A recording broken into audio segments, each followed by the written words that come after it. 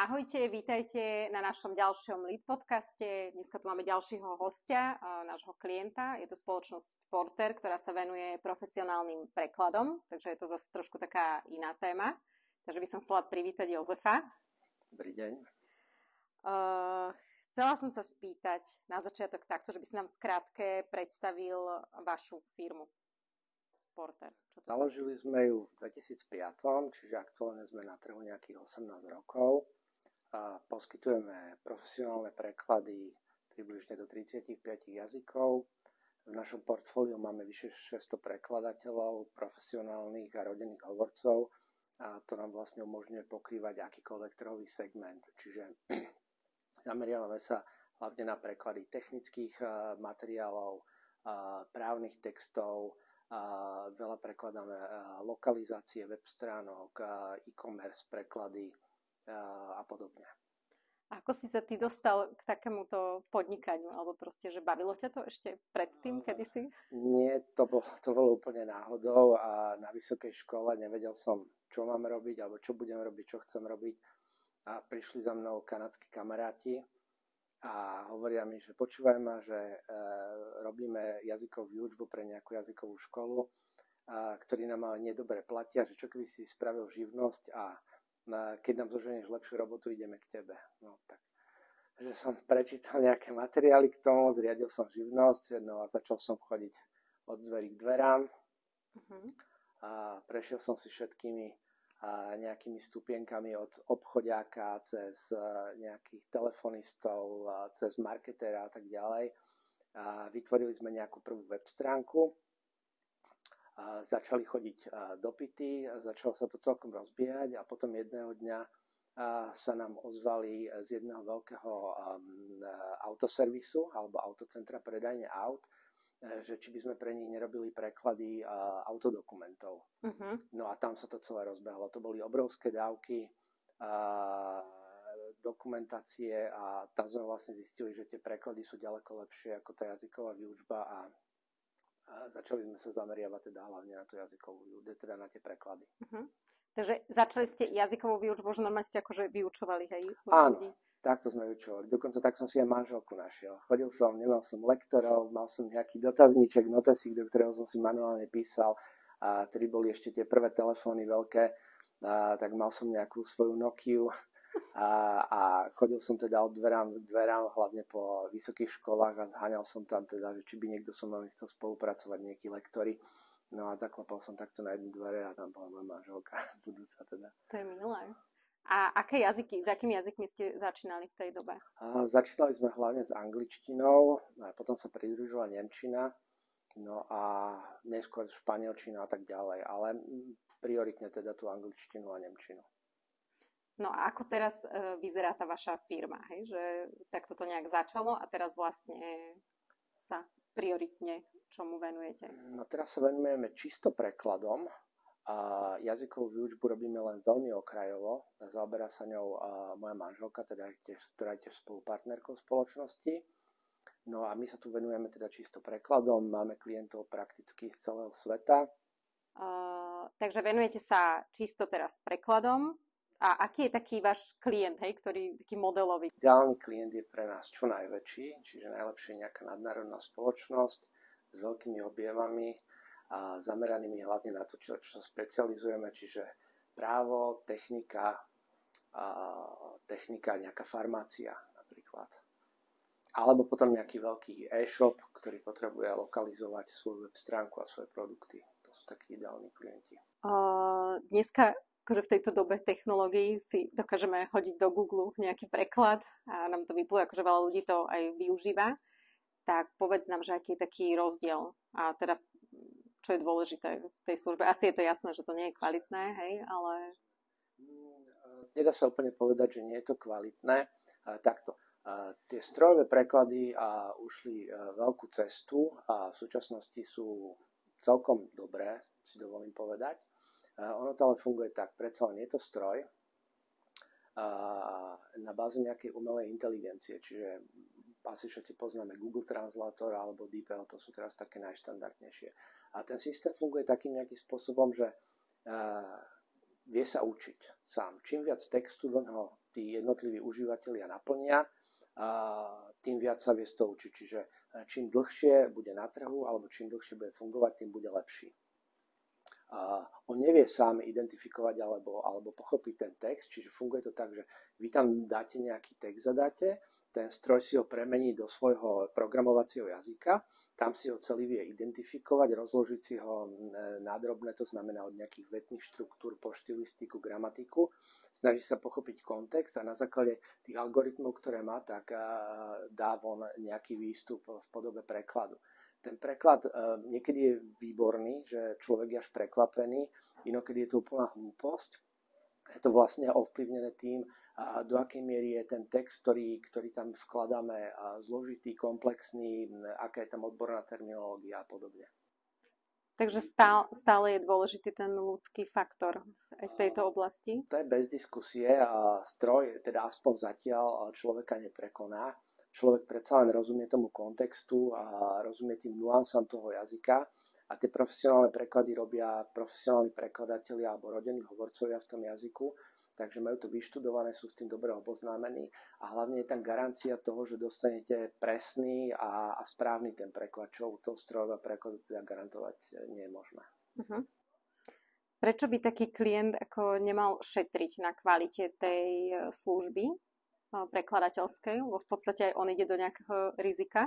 Jednoducho, pretože sa mu to určite vypomstí. On by mal brať ten preklad nejako náklad, ale ten profesionálny, ale mal by to brať skôr ako takú nejakú investíciu do svojho podnikania do budúcnosti, pretože treba si uvedomiť, že on vlastne tým prekladom komunikuje s tým trhom cieľovým, s tými zákazníkmi a s nejakými regulačnými orgánmi, partnermi a tak ďalej. Čiže pokiaľ on má kvalitný ten preklad tých svojich produktov, marketingových materiálov, web stránok a produktov na e-shopoch a podobne, tak ten zákazník tomu dôveruje. Čiže nebojí sa to kupovať, tie web stránky sú prehľadné, proste zvyšuje to profesionalitu tej firmy.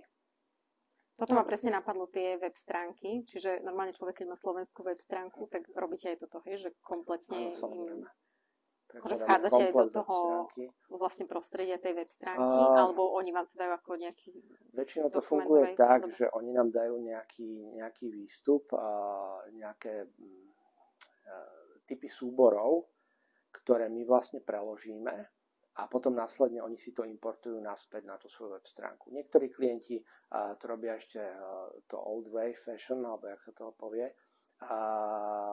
To znamená, že pošlú nám iba čisto textový export vo Worde alebo v Exceli, my to preložíme a už ten ich IT technik to zapracuje na tú web stránku. A prekladáte ako keby z obidvoch strán, že zo slovenčiny do cudzích jazykov, alebo máte aj opačne, hej? Že vlastne prichádzajú zahraniční klienti?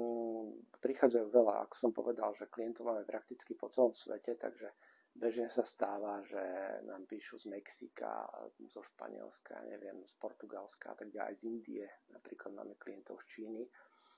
Na to je ináč výborný ten strojový preklad, ktorý nám uľahčuje prácu v tomto smere, že na tej jednoduchej nejakej úrovni ma osloví, ja neviem, int, neviem po indicky teda ani ceknúť samozrejme, ale jednoducho si to hodím do Google, vidím, čo odo mňa chce, pošlem mu cenovú ponuku, preložím mu ju a za chvíľku máme teda dohodnutý obchod. Takže v tomto smere je ten strojový preklad dobrá vec. A ako vnímate podnikanie dneska a treba vtedy, keď ste začínali?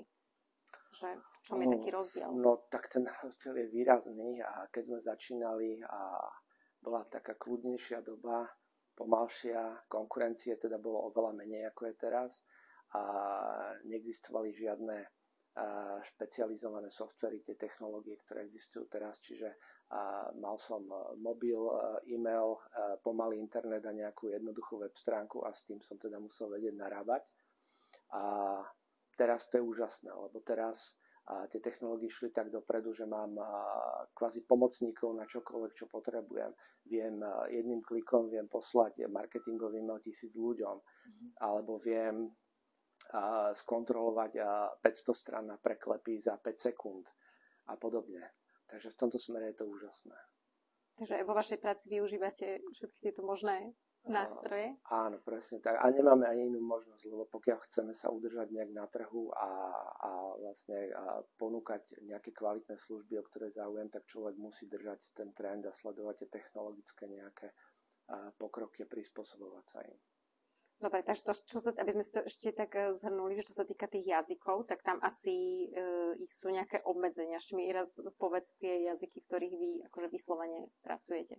Najčastejšie. Najčastejšie robíme v bežných európskych jazykoch, to znamená angličtina, nemčina, španielčina, francúzština, maďarčina, poľština, švédština celkom ide.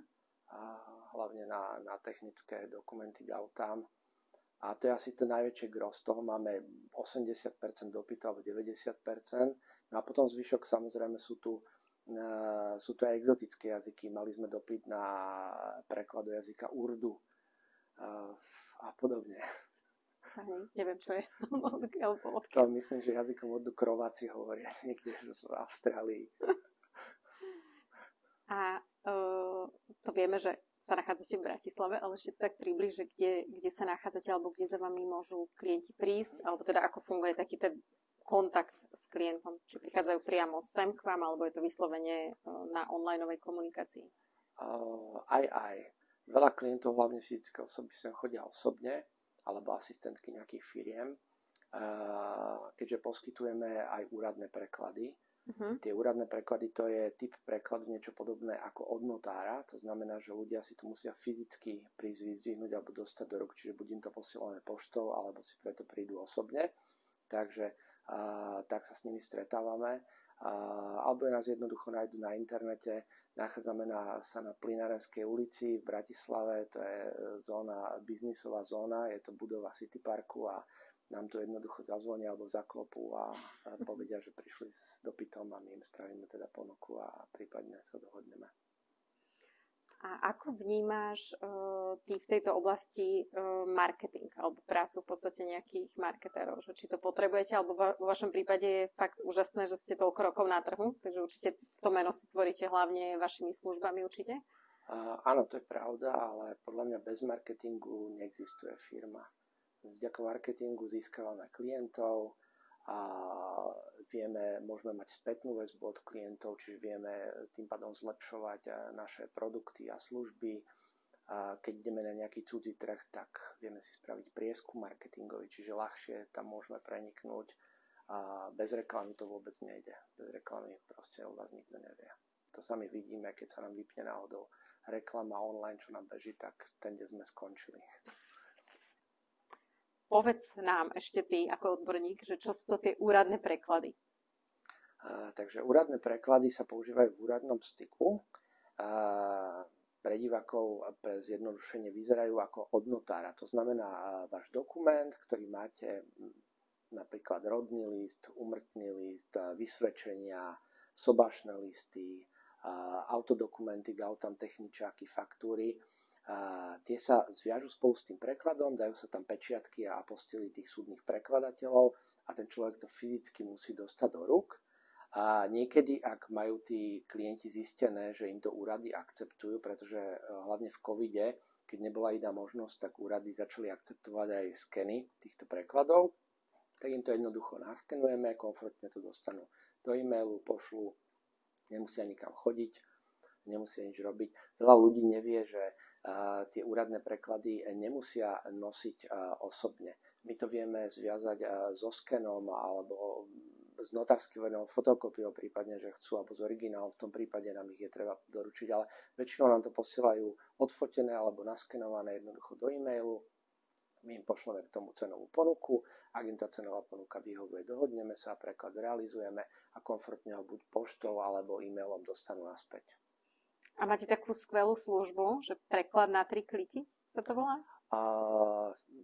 Plánujeme túto službu a chceme to dostať nejak viac do povedomia a že ľudia sa teda jednoducho na 3 kliky stačí odfotiť s telefónom, poslať na e-mail, vybrať si vhodnú cenu ku vhodnému produktu a objednať. Nemusia nič viac robiť, preklad potom dostanú hotový zase naspäť poštou alebo kuriérom alebo teda na e-mail, pokiaľ to vyžadujú. keby si sa mohol tak ako pochváliť za vašu firmu, tak čo sú také vaše silné stránky, alebo v čom ste možno lepší oproti konkurencii? Teraz môžeš sa pochváliť. Máme výborné ceny a sme veľmi proklientsky. To znamená, že dvíhame telefóny aj po pracovnej dobe niekedy, alebo teda väčšinou.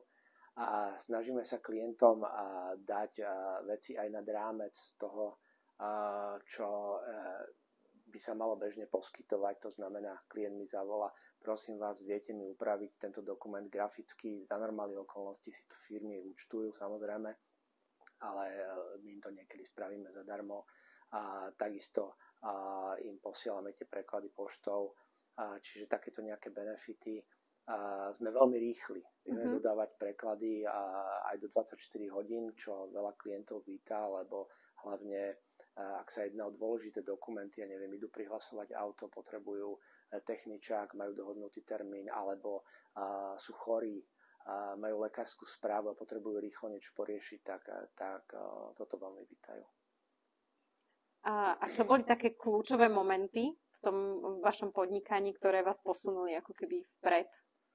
Tak prvý kľúčový moment bol, keď sme začínali a viac menej možno šťastím, možno sme mali naozaj dobrú reklamu a keď sme získali jedného prvého veľkého klienta, ten nás veľmi, veľmi posunul dopredu. A potom druhý taký veľký milník bol, keď sme stretli zaujímavých ľudí alebo dobrých ľudí, ktorí robili online marketing. A dohodli sme sa s nimi, odtedy s nimi spolupracujeme už možno aj 15 rokov. Spolupráca je výborná a toto nás veľmi, veľmi posunulo dopredu. Tak čo dodať k tejto téme, keď by ste potrebovali v podstate preklady, či už pre fyzické osoby alebo pre firmy a hlavne úradné preklady, tak je tu firma Porter, s ktorou tiež my spolupracujeme, je to veľmi príjemná spolupráca. Tak ja ti ďakujem asi za tento rozhovor už. Myslím, že sme povedali všetko také dôležité a budem sa tešiť aj na budúce niekedy. Ahojte. Ahojte.